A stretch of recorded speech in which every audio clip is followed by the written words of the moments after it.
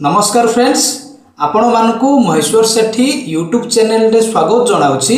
देखंतु आज आमे एई वीडियो माध्यम रे आउटसोर्सिंग कर्मचारी को विषय रे आलोचना करिबा।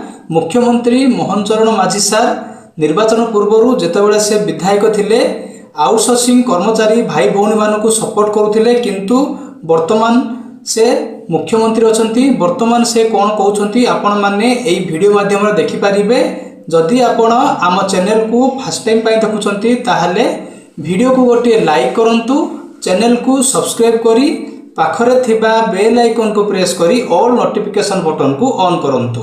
सब्सक्राइब करबा द्वारा आपण माने सब दिन नोटिफिकेशन पाई परिबे।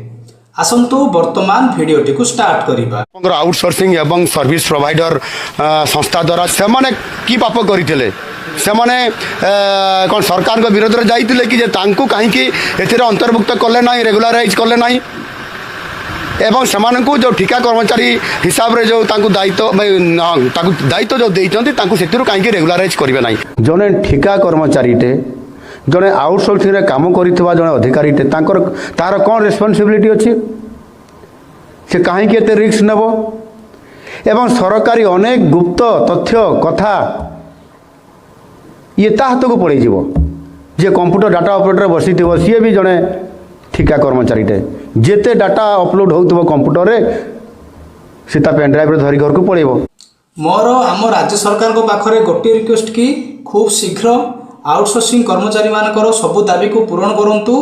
आउटसोर्सिंग कर्मचारी भाई भौणी मानकर समान काम को समान दरमा दियंतु एवं सेमान को स्थायी नियुक्ति दियंतु। जदि आपण को एई वीडियोटी भल लागिछि ताहाले वीडियोटी को निज सांग मान को शेयर करंतु, कारण वीडियोटी को शेयर करिबा द्वारा सेमान मध्य जानि परिबे, सेमानकर मध्य हेल्प हबो। वीडियोटी को देखिथिबारु आपण मानकु बहुत बहुत धन्यवाद। Thank you.